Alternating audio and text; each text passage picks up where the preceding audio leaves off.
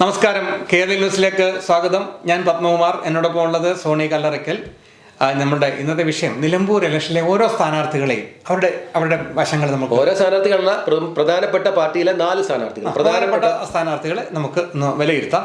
അപ്പോൾ സോണി, അതിനകത്ത് നമുക്ക് വിലയിരുത്തി തുടങ്ങും. സ്വരാജിൽ നിന്ന് വിലയിരുത്തിയാൽ എങ്ങനെയാണ് സ്വരാജിനെ നോക്കിക്കാണുന്നത്? സ്വരാജിനെ പറ്റി പൊതുവിലൊരു അഭിപ്രായം എന്ന് പറഞ്ഞു കഴിഞ്ഞാൽ, ഒരു നല്ല വായനാശീലമുള്ള ഒരു വ്യക്തി, ഒരുപാട് അറിവുള്ള ഒരു വ്യക്തി എന്നൊക്കെയാണ് അദ്ദേഹത്തെ പറ്റി വിലയിരുത്തുന്നത്.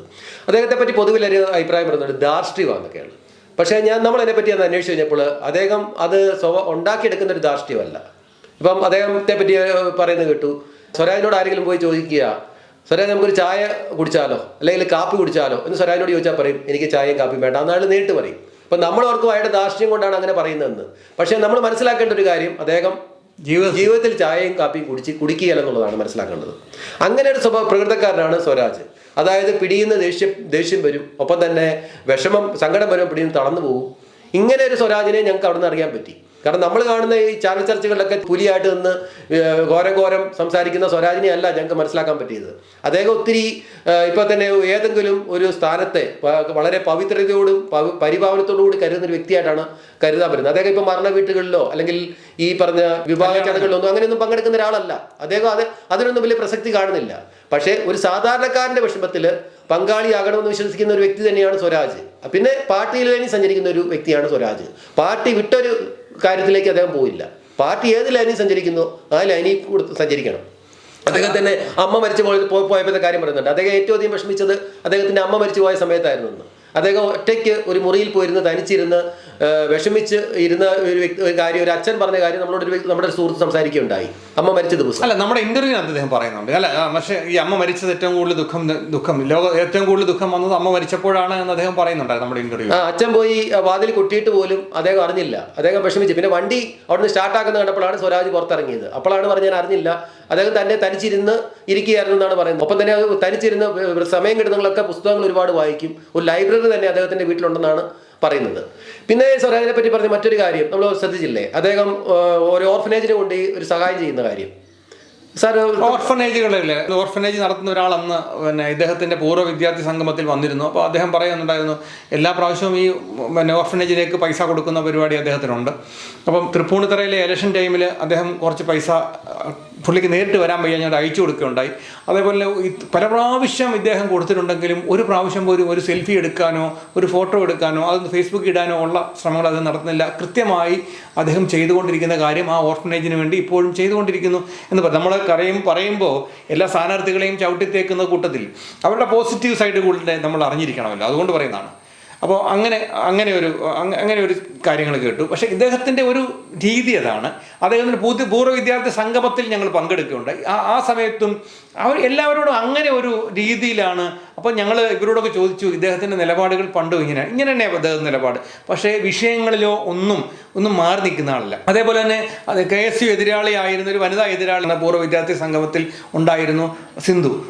അവരുടെ പ്രസംഗം ഞങ്ങളുടെ ചാനലിൽ ഇട്ടിട്ടുണ്ട്. അതിനകത്ത് കൃത്യമായി അവർ പറയുന്നുണ്ട്, തൃപ്പൂണിത്തറ നിന്നപ്പോൾ ഇലക്ഷന് വേണ്ടി എന്തെങ്കിലും ചെയ്യണം എന്ന് കരുതി നമ്പർ കിട്ടി വിളിച്ചപ്പോഴത്തേക്ക് ഇലക്ഷൻ കഴിഞ്ഞിരുന്നു. അപ്പോൾ ഇനിയിപ്പം ഇലക്ഷൻ്റെ അഡ്വർടൈസ്മെൻറ്റ് പീരീഡ് കഴിഞ്ഞിരുന്നു. അപ്പോൾ ഇനിയിപ്പം നീ പൈസ എനിക്ക് അയക്കണ്ട എന്ന് പറഞ്ഞ് ഫോൺ സംഭാഷണം നിർത്താറായി പറഞ്ഞു. എനിക്ക് അങ്ങനെ പൈസ മാറ്റി വെച്ചിട്ടുണ്ടെങ്കിൽ തൃപ്പൂണിത്തറ മണ്ഡലത്തിൽ ഒരു ചേച്ചിയുണ്ട്, ചേച്ചിക്ക് ഒരു വീട് പണിയുമായിട്ട് ബന്ധപ്പെട്ട് ഞങ്ങൾ മുന്നോട്ട് പോയിക്കൊണ്ടിരിക്കുക, നിനക്ക് പറ്റുമെങ്കിൽ അതിനകത്തേക്ക് ആ പൈസ ഇടൂ എന്ന് പറഞ്ഞ് അദ്ദേഹം ആ പൈസ വേണമെങ്കിൽ അദ്ദേഹത്തിന് സാധാരണ രാഷ്ട്രീയക്കാരനെ പോലെ വാങ്ങിച്ചെടുക്കാമായിരുന്നു. അദ്ദേഹത്തിൻ്റെ പേരിലേക്ക് അയച്ചു കൊടുക്കുന്ന, അദ്ദേഹത്തിൻ്റെ സുഹൃത്ത് അയച്ചു കൊടുക്കുന്ന പണമായിരുന്നു. പക്ഷേ അത് ശരിയായിട്ടും ആ വീടിൻ്റെ പണിക്ക് വേണ്ടി ഉപയോഗിക്കാനായിട്ട് അദ്ദേഹം പറഞ്ഞു. അപ്പോൾ അത്തരം നല്ല കാര്യങ്ങൾ അവിടെ ഉണ്ട്. അപ്പം ഇദ്ദേഹത്തിന് ഈ ചില വായനകളിൽ അദ്ദേഹം കണ്ട അദ്ദേഹത്തിൻ്റെ കാഴ്ചപ്പാട്, ദൈവത്തെക്കുറിച്ചുള്ള കാഴ്ചപ്പാട്, അയ്യപ്പനെ കുറിച്ചുള്ള കാഴ്ചപ്പാട്, അത് അദ്ദേഹത്തിൻ്റെ മാത്രം കാഴ്ചപ്പാടാണ്. അത് ആരെയും അടിച്ചേൽപ്പിക്കാൻ ശ്രമിക്കുന്നില്ല. അദ്ദേഹത്തിൻ്റെ അഭിപ്രായം പറയുന്നതിനപ്പുറത്ത് അദ്ദേഹത്തിനൊരു നല്ല മനുഷ്യനുണ്ട് എന്നുള്ളതും നമ്മൾ മനസ്സിലാക്കേണ്ടതുണ്ട്. എല്ലാവരും ഒരു കൈകാലത്തിൽ നിർത്താൻ അദ്ദേഹം ശ്രമിക്കാറുണ്ട്. എന്നാൽ അദ്ദേഹത്തിന് എല്ലാവരോടും ഒരു സ്നേഹമുണ്ട്. ഈ മറ്റുള്ള രാഷ്ട്രീയക്കാരെ പോലെ ഒരു സോപ്പ് രാഷ്ട്രീയക്കാരനല്ല സ്വരാജ് എന്നാണ് നമുക്കവിടെ മനസ്സിലാക്കാൻ സാധിക്കുന്നത്. ഓടിപ്പോയി കെട്ടിപ്പിടിക്കുക അല്ലെങ്കിൽ കവളത്ത് തട്ടുക, ഇങ്ങനെ ഒരു സ്വഭാവമൊന്നും സ്വരാജിനില്ല. അങ്ങനെ പ്രതീക്ഷിക്കുകയും വേണ്ട. പക്ഷേ എന്നാലും ഒരാളെ കണ്ടു കഴിഞ്ഞാൽ കൃത്യമായി ഓർത്തിരിക്കുന്ന വ്യക്തിയാണെന്നാണ് നമ്മൾ പബ്ലിക്കിൽ നിന്ന് അറിയാൻ സാധിച്ചത്. നമുക്ക് മനസ്സിലാക്കാൻ സാധിച്ചത് അദ്ദേഹത്തിൻ്റെ സുഹൃത്തുക്കൾ തന്നെയാണ്. സ്കൂൾ കാലഘട്ടത്തിൽ തൊട്ടുള്ള സുഹൃത്തുക്കളാണ് അദ്ദേഹത്തിന് വേണ്ടി നിലമ്പൂരിൽ പ്രചാരണത്തിന് ഇറങ്ങിയിരിക്കുന്നത്, അതായത് സ്കൂൾ കാലഘട്ടം മുതലുള്ളത്. അപ്പോൾ അതുപോലെ തന്നെ സ്വരാജിനെ പറ്റി പറയുമ്പോൾ മറ്റൊരു കാര്യം കൂടി ഞാൻ ഓർക്കുകയാണ്. പ്രൈമറി സ്കൂൾ അധ്യാപകൻ അവിടെ വന്നിരുന്നു. അപ്പം സ്വരാജ് എല്ലാ സമയത്തും എല്ലാവരോടും പറയുന്നത് ഇദ്ദേഹത്തിന് ദക്ഷിണ വെച്ചിട്ടാണ് ഏത് പരിപാടിക്ക് അദ്ദേഹം പോകാറുള്ളൂ. പക്ഷേ അദ്ദേഹം ഈ പരിപാടിക്ക് വന്നെന്നറിഞ്ഞപ്പോൾ സ്വരാജ് വരുമ്പോൾ ഇദ്ദേഹത്തെ കെട്ടിപ്പിടിക്കുമെന്നാണ് കൂട്ടുകാരെല്ലാം ഓർത്തത്. പക്ഷേ അദ്ദേഹത്തിന് അങ്ങനെ ഒരു വികാരം അങ്ങനെയൊന്നും കാണിച്ചില്ല. അദ്ദേഹം സ്റ്റേജിൽ വന്ന് മാന്യമായ രീതിയിൽ സാറിനോട് വന്നു സന്തോഷമുണ്ട് എന്നുള്ള രീതിയിലാണ് സംസാരിച്ചത്. എന്ന് പറഞ്ഞ് സ്വരാജിന് സ്നേഹമില്ല എന്നല്ല നമ്മൾ അർത്ഥമാക്കേണ്ടത്. സ്വരാജ് എപ്പോഴും ഒരേ സ്വഭാവക്കാരനാണ്, അതിൽ നിന്ന് വ്യതിചലിക്കുന്ന ഒരാളല്ല.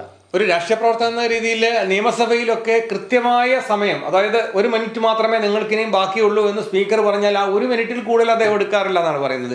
കൃത്യമായി സമയത്തെത്തി കൃത്യമായി അദ്ദേഹത്തിന് ഏൽപ്പിച്ച കർത്തവ്യം കൃത്യമായി ചെയ്യുന്ന ഒരാളാണ്. ഒരു മണ്ഡലത്തിനെ സംബന്ധിച്ചിടത്തോളം അങ്ങനെയുള്ള ആൾക്കാരെ ജനം സെലക്ട് ചെയ്യാനുള്ള സാധ്യതയും ഉണ്ട് എന്നുള്ളതാണ്. ഇനി നമുക്ക് ഷൗക്കത്തിലേക്ക് കടക്കാം. ഷൗക്കത്ത് എന്ന് പറഞ്ഞാൽ കുടുംബപരമായിട്ട് രാഷ്ട്രീയം കണ്ടു വളർന്നൊരു വ്യക്തിയാണ് ആര്യാട് ഷൗക്കത്ത്. പ്രത്യേകിച്ച് ആര്യാട് മുഹമ്മദിനെ നമുക്കറിയാമല്ലോ. 34 വർഷത്തോളം നിലമ്പൂർ മണ്ഡലത്തെ പ്രതികരിച്ച വ്യക്തിയാണ്, നിയമസഭയിൽ പ്രതികരിച്ച വ്യക്തിയാണ് ആര്യാട് മുഹമ്മദ്. അദ്ദേഹത്തിന്റെ മകനാണ് ആര്യാട് ഷൗക്കത്ത്. ഈ സ്വരാജിനെ പോലെ തന്നെ അദ്ദേഹവും വളരെ അറിവുള്ളൊരു വ്യക്തിയാണ്, തിരക്കഥാകൃത്താണ്, ഫിലിം പ്രൊഡ്യൂസറാണ്, ധാരാളം വായനാശീലമുള്ള ഒരു വ്യക്തിയാണ്. അദ്ദേഹം ഫിലിം സൊസൈറ്റി വരെ അദ്ദേഹത്തിന് സ്വന്തമായിട്ട് ഉണ്ടായിരുന്നു എന്നാണ് പറയുന്നത്. ഇപ്പം എല്ലാ കോൺഗ്രസ് നേതാക്കന്മാരെ പോലെ തന്നെ അദ്ദേഹം ഒരു ജനകീയനാണ്. ആര്യാട് ഷൗക്കത്ത് എല്ലാവരോടും സ്നേഹം പഠിപ്പിച്ച് നടക്കുന്ന ഒരു വ്യക്തിയാണ്. പക്ഷേ കുടുംബപരമായിട്ട് അദ്ദേഹം രാഷ്ട്രീയം കണ്ടു വളർന്നൊരു വ്യക്തിയാണ്. പിന്നെ മുനിസിപ്പൽ ചെയർമാനായിരുന്നു. മുനിസിപ്പൽ ചെയർമാനായിട്ട് നല്ല പ്രവർത്തനം കാഴ്ചവെച്ചു എന്ന് അദ്ദേഹം പറയുന്നുണ്ട്. ഒപ്പം തന്നെ അതിന് മുമ്പായിട്ട് നിലമ്പൂർ മുനിസിപ്പാലിറ്റി ആകുന്നതിന് മുമ്പ് നിലമ്പൂർ പഞ്ചായത്ത് പ്രസിഡന്റായിട്ടും അദ്ദേഹം ഇരുന്നതാണ്. അപ്പോൾ അദ്ദേഹത്തിന്റെ കൂടെ വർക്ക് ചെയ്ത കുടുംബശ്രീക്കാരൊക്കെ തന്നെയാണ് അദ്ദേഹത്തെ പറ്റി നല്ല അഭിപ്രായങ്ങൾ പറയുന്നത്. ഒരു വികസന കാഴ്ചപ്പാടുള്ള വ്യക്തിയാണ്. ഞങ്ങൾക്ക് തന്നെ വളരെയേറെ ഇൻസ്പിറേഷൻ തന്ന് വേണ്ട കാര്യങ്ങൾ പ്രവർത്തിക്കാനായിട്ട് പ്രോത്സാഹിപ്പിക്കുമായിരുന്നൊക്കെ അവർ പറയുന്ന അവിടെ നിന്ന് പറയുന്ന ആൾക്കാർ പറയുന്നത് നമ്മൾ കേട്ടതാണ്. അങ്ങനെയൊക്കെ ഒരു നല്ല വ്യക്തിയാണ് ആര്യാട് ഷൗക്കത്ത്. കാരണം തീർച്ചയായിട്ടും നിയമസഭയിൽ എത്തിയാൽ ശോഭിക്കാൻ പറ്റുന്ന ഒരു വ്യക്തി തന്നെയാണ് ആര്യാട് ഷൗക്കത്ത് തന്നെയാണ് എൻ്റെ വിലയിരുത്തൽ. അപ്പോൾ ഇനിയിപ്പോൾ അടുത്ത സ്ഥാനാർത്ഥി PV അൻവറാണ്. PV അൻവറിനെ പറ്റി പറയുമ്പോൾ ഒരു കാര്യം ഉറപ്പാണ്. PV അൻവറിന് ഇപ്പം പല മണ്ഡലങ്ങളിൽ എടുത്തു കഴിയുമ്പോൾ ഈ സ്വന്തമായി പാൻസുള്ള ഗ്രൂപ്പുകൾ ആൾക്കാർ വളരെ കുറവാണ്. എന്നാൽ ചില മണ്ഡലങ്ങളിൽ എടുത്തു കഴിഞ്ഞാൽ ഇന്നയാൾക്ക് ഒരു പാൻസ് ഗ്രൂപ്പ് സ്വാഭാവികമായിട്ട് ചില മണ്ഡലങ്ങളിലുണ്ട്. അത് അവരുടെ ഒരു പോസിറ്റീവാണ്. ഇപ്പം നിലമ്പൂർ എടുത്തു കഴിഞ്ഞാൽ ആര്യാടനും ഷൗക്കത്തിനും സ്വരാജിനും ഇല്ലാത്തൊരു വലിയൊരു പ്രത്യേകതയാണ് PV അൻവർക്ക് സ്വന്തമായ ഒരു പാൻസ് ഗ്രൂപ്പ് നിലമ്പൂരുണ്ടെന്നുള്ളത്. കാരണം PV അൻവർ ഇപ്പോൾ രാഷ്ട്രീയത്തിന് അതീതമായിട്ട് PV അൻവർക്ക് പിന്തുണ കൊടുത്തുകൊണ്ട് വോട്ട് ചെയ്യാനും അതുപോലെ തന്നെ പ്രചാരണത്തിന് നേതൃത്വമൊക്കെ കൊടുക്കാനും ഒക്കെ ഉള്ള ഒരു സമൂഹം, അതിന് വലിയ പ്രചാരണമൊന്നും അൻവർ കൊടുക്കുന്നില്ല. എങ്കിൽ പോലും അമ്പൂക്കാട് കൂടെ ഞങ്ങളുണ്ടെന്ന് പറഞ്ഞ് നിൽക്കുന്ന ഒരു ഫാൻസ് നിലമ്പൂരുണ്ടെന്നുള്ളതാണ് ഞങ്ങളെ ആകർഷിച്ച ഒരു കാര്യം. അദ്ദേഹത്തിന്റെ ഓഫീസിലേക്കൊക്കെ ചെല്ലുമ്പോൾ നിറച്ച ആളുകളാണ്. ഒരു പാർട്ടിയിലുള്ള ആൾക്കാരെ പോലെ തന്നെ അത്രയും ആൾക്കാർ അദ്ദേഹത്തിനെ കാണാനായിട്ട് അവിടെ നിൽക്കുകയാണ്. അപ്പോൾ അതൊരു വലിയ ഇത്രയും സ്ഥാനാർത്ഥികളിൽ ആഴത്തമുള്ളവെന്ന് വേണമെങ്കിൽ നമുക്ക് PV അൻവറെ പറ്റി പറയാൻ പറ്റും. ധൈര്യശാലിയാണ്. UDF LDF ഇല്ലാതെ തന്നെ ഒറ്റയ്ക്ക് മത്സരിക്കാൻ ധൈര്യം കാണിക്കുന്നു. യാതൊരു കൂസലും ഇല്ലാതെ പത്രസമ്മേളനത്തിൽ സ്വന്തം നിലപാടുകൾ വിളിച്ചു പറയുന്നു. ഇതൊക്കെ PV അൻവറിന്റെ ഒരു പ്രത്യേകതയാണ്. പിന്നെ ആര്യാട് മുഹമ്മദ് 34 വർഷം അവിടെ MLAയും മന്ത്രിയൊക്കെ ആയിട്ട് കേന്ദ്രത്തിലും കേരളത്തിലും ഭരണം നടക്കുന്ന സമയത്ത് മന്ത്രിയായിരുന്ന വ്യക്തിയാണ് ആര്യാട് മുഹമ്മദ്. അദ്ദേഹം 34 വർഷത്തെ പാരമ്പര്യം ആര്യാട് കുടുംബത്തിനുണ്ട്. പക്ഷേ ആര്യാട് മുഹമ്മദ് ചെയ്യുന്നതിലധികം 9 വർഷം കാലം കൊണ്ട് PV അൻവർ ചെയ്തു എന്ന് പറയുന്ന ആൾക്കാരും നിലമ്പൂരുണ്ട്. ഇത് നമ്മൾ കണ്ട കാര്യമാണ്. അപ്പോൾ LDFകാർ പറയും അത് ഞങ്ങളുടെ ഭരണം കൊണ്ടാണ് അങ്ങനെ വികസനം ഉണ്ടായെന്ന് അവർക്ക് അവകാശപ്പെടാം. പക്ഷെ അത് മാത്രമല്ല, അത് കൊണ്ടുവരണമെങ്കിൽ ഒരു കഴിവ് തന്നെ വേണമല്ലോ. അതാണ് PV അൻവർ. PV അൻവർ അത് മേടിച്ചവിടെ ചെയ്തിട്ടുണ്ടെന്ന് വിലയിരുത്തുന്നുണ്ട്. PV അൻവറിനോട് ആർക്കും വ്യക്തിപരമായ ഒരു എതിർപ്പുമില്ല. പിന്നെ അദ്ദേഹത്തിന്റെ നിലപാടുകളെ എതിർക്കുന്നവരാണ് കൂടുതൽ. കാരണം LDFന്റെ പിന്തുണയോടുകൂടി മത്സരിച്ച് പിന്നീട് UDFിലേക്ക് ശ്രമിച്ചു. അങ്ങനെയൊക്കെ ഇഷ്ടപ്പെടാത്തവരാണ് ഉണ്ടെങ്കിൽ പോലും വ്യക്തിപരമായി അൻവറിന്റെ ധാരാളം പേർക്ക് ഇഷ്ടമാണ്. കാരണം അൻവർ ഉപകാരിയാണെന്ന് പറയുന്നത്. ഇത്രയും സ്ഥാനാർത്ഥികളിൽ ഏതൊരു കാര്യങ്ങൾക്ക് വേണ്ടി ഇറങ്ങി ചെന്ന് കഴിഞ്ഞാൽ ആദ്യം ഇടപെടുന്നത് PV അൻവർ ആയിരിക്കും എന്ന് പറയുന്നവരും നിലമ്പൂരുണ്ട്. ഇതല്ലേ സത്യം? അതാണ് കറക്റ്റ്. അപ്പം ഇതാണ് ഇനിയിപ്പം നമുക്ക് BJPയിലെ സ്ഥാനാർത്ഥി അദ്ദേഹത്തെ കൂടെ പറയാം. BJP സ്ഥാനാർത്ഥിയെ സംബന്ധിച്ച് പുതുമുഖമാണ്. കേരള കോൺഗ്രസ് യോസ് ഗ്രൂപ്പിന്റെ ഒരു നേതാവായിരുന്നു. വലിയ അറിയപ്പെടുന്ന ഒരു നേതാവായെന്നൊന്നും നമുക്ക് പറയാൻ പറ്റത്തില്ല. അതായത് മോഹൻ ജോർജ്. അദ്ദേഹം വീട്ടിൽ നിന്ന് ഒരു അഡ്വക്കറ്റാണ്. രാവിലെ പെട്ടിയായിട്ട് ഇറങ്ങി നിലമ്പൂരെത്തും. തിരിച്ചതുപോലെ തന്നെ വൈകുന്നേരം വണ്ടിയെ കയറി വീട്ടിലും എത്തും. ഇങ്ങനെ ഒരു സ്വഭാവക്കാരനായിരുന്നു ഇപ്പോഴത്തെ BJP സ്ഥാനാർത്ഥി. അവിടെ BJPക്ക് ഒരു സ്ഥാനാർത്ഥി ഇല്ലാതെ വന്നപ്പോഴത്തേക്കിന് അദ്ദേഹത്തെ കേരള കോൺഗ്രസിൽ നിന്ന് BJPയിൽ എത്തിച്ച് മത്സരിപ്പിച്ചതാണ്, പ്രത്യേകിച്ച് ക്രിസ്ത്യൻ നോമിനി എന്നുള്ള നിലയിൽ. മലയോര മേഖലയിൽ ധാരാളം പ്രശ്നങ്ങളുണ്ട്, പ്രത്യേകിച്ച് കാട്ടുമൃഗങ്ങളുടെ ശല്യങ്ങളും ഒക്കെ ധാരാളമുണ്ട്. അപ്പം ക്രിസ്ത്യൻസ് ഒക്കെ തന്നെ ഇപ്പം രണ്ട് കൂട്ടർക്കും LDFനും UDFനും ഒക്കെ എതിർത്ത് നിൽക്കുന്ന ഒരു കാലഘട്ടമാണ്. അപ്പോൾ ഒരു ക്രിസ്ത്യൻ നാമധാരി BJPയിൽ എത്തിയാൽ ക്രിസ്ത്യൻ വോട്ടുകൾ കൂടുതലായിട്ട് ആകർഷിക്കപ്പെടുമെന്ന് കണ്ടുകൊണ്ടാണ് അദ്ദേഹത്തെ സ്ഥാനാർത്ഥിയാക്കി നിർത്തിയത്. എന്തായാലും പറയാം, അത് വളരെ മോശം സ്ഥാനാർത്ഥിയാണെന്നൊക്കെ ആദ്യം വിലയിരുത്തപ്പെട്ടെങ്കിലും ഈ അവസാന നിമിഷത്തിലേക്ക് കടക്കുമ്പോൾ അദ്ദേഹം മണ്ഡലത്തിൽ നിറഞ്ഞു നിൽക്കുന്നതായിട്ടാണ് നമുക്ക് കാണാൻ സാധിക്കുന്നത്. ഇപ്പോൾ ആരോ പറയുന്നത് കേട്ടു, കഴിഞ്ഞ പ്രാവശ്യം കിട്ടിയ BJP വോട്ടുകളെക്കാട്ടിൽ ഈ പ്രാവശ്യം കൂടുതൽ വോട്ടുകൾ കിട്ടുമെന്ന് പറയുന്നതായിട്ട് കേട്ടു. അപ്പം അത്രമാത്രം ഒരു ശ്രദ്ധ ആകർഷിക്കാൻ BJP സ്ഥാനാർത്ഥിക്ക് സാധിച്ചിട്ടുണ്ട്. ഇതാണ് നിലമ്പൂരിലെ ഓരോ സ്ഥാനാർത്ഥികളും മികവ്. പിന്നെ കൂടാതെ തന്നെ ശിവസേനയുടെ സ്ഥാനാർത്ഥി ഹരിനാരായണനെ പോലുള്ളവരുണ്ട്. അത് BJP നിൽക്കുന്നില്ല എന്ന് പറഞ്ഞുകൊണ്ടാണ് അവർ നിന്നതെന്നും ഞങ്ങൾ ചോദിച്ചു, നിങ്ങൾ എന്താണ് നിൽക്കുന്നത്? BJP സ്ഥാനാർത്ഥി നിൽക്കുന്നില്ല എന്ന് പറഞ്ഞുകൊണ്ടാണ് നിന്നത്. അതിനുശേഷം BJP സ്ഥാനാർത്ഥി വരികയും ചെയ്തു. പിന്നെ ഞങ്ങൾ പിൻവലിച്ചു കഴിഞ്ഞാൽ ആരുടെയെങ്കിലും പണം വാങ്ങി ഞങ്ങൾ വിട്ടുപോയി എന്ന് പറയും, അതുകൊണ്ട് ഞങ്ങൾ ഇപ്പോഴും നിലനിൽക്കുന്നു എന്ന് പറഞ്ഞു. അതിൽ കുറച്ച് ആൾക്കാർ അവരുടെ അവിടെ കണ്ടു, കുറച്ച് ഓഫീസർ. ഒരു മിടുക്കനായ ചെറുപ്പക്കാരനാണ്, നിലമ്പൂരിനെ അറിയാവുന്ന സ്ഥാനാർത്ഥിയാണ്. അങ്ങനെ എന്തായാലും പ്രധാനപ്പെട്ട സ്ഥാനാർത്ഥികൾ ഇവരൊക്കെ തന്നെയാണ്. അവരെ പറ്റി ഒരു വിലയിരുത്തലാണ്. അദ്ദേഹത്തിന്റെ പേര് തരുന്നു ഹരിനാരായണൻ. അപ്പം ഇതുപോലെ ഇനി കുറച്ച് സ്ഥാനാർത്ഥികളൊക്കെയാണ് നമുക്ക് അറിയപ്പെടുന്ന പ്രധാനപ്പെട്ട സ്ഥാനാർത്ഥികളെ പറ്റിയാണ് നിങ്ങളുടെ മുന്നിൽ ഞങ്ങൾ അവതരിപ്പിച്ചത്. നിങ്ങൾക്ക് ഇവരിൽ സ്വീകാര്യം എന്നൊന്ന് തിരഞ്ഞെടുക്കാം. ഞങ്ങൾ ഇതിനകത്ത് പോസിറ്റീവ്സ് ആണ് പറഞ്ഞത്, നിങ്ങൾക്ക് നെഗറ്റീവ്സും അല്ല നമുക്ക് കണ്ടുപിടിക്കാം. കാരണം ഇതിനകത്ത് ഞങ്ങൾ എപ്പോഴും ഭയപ്പെടുന്നത് നമ്മളുടെ ഒരു രാഷ്ട്രീയ ചായ്വ് ഞങ്ങൾക്ക് ഉണ്ടാവരുത് എന്ന് ഞങ്ങൾ എപ്പോഴും ആഗ്രഹിക്കുന്നു. ഞങ്ങളത് ആഗ്രഹിച്ചാണ് പറയുന്നത്. കാരണം ഞങ്ങൾ കണ്ട കാര്യങ്ങൾ പറയുന്നതാണ്, അല്ലാതെ അതിനകത്ത് ഏതെങ്കിലും രാഷ്ട്രീയ ചായ്വ് ഇല്ല. കഴിഞ്ഞ ദിവസം ചോദിക്കുന്നുണ്ടായിരുന്നു, നിങ്ങൾ സ്വരാജിൻ്റെ പിന്നാലെ നടക്കുകയാണോ? സ്വരാജിൻ്റെ പൂർവ്വ വിദ്യാർത്ഥി സംഗമത്തിലേക്ക് ഞങ്ങളെ വിളിച്ച് നിങ്ങൾ വരണം എന്ന് പറഞ്ഞ് വിളിക്കുന്നു. അവിടെ കുറേ പ്രസംഗം ഉണ്ടാകുന്നു. ആ പ്രസംഗങ്ങളെല്ലാം ഞങ്ങൾ കട്ട് ചെയ്ത് ഇടുകയുണ്ടായി. അതുമാത്രമാണ്, ആര് വിളിച്ചാലും അവരുടെ ഒരു പൂർവ്വ വിദ്യാർത്ഥി സംഗമം ഉണ്ടെങ്കിൽ നമുക്ക് തീർച്ചയായിട്ടും ഒരു കുളിരാണ് അവരോടൊപ്പം പോയിട്ട് അവരുടെ പൂർവ്വ ചരിത്രങ്ങൾ, അവരുടെ മുന്നോട്ട് വിദ്യാഭ്യാസ കാലഘട്ടത്തെക്കുറിച്ചൊക്കെ അറിയാനുള്ള ഒരു താല്പര്യം ഞങ്ങൾക്കുണ്ട്.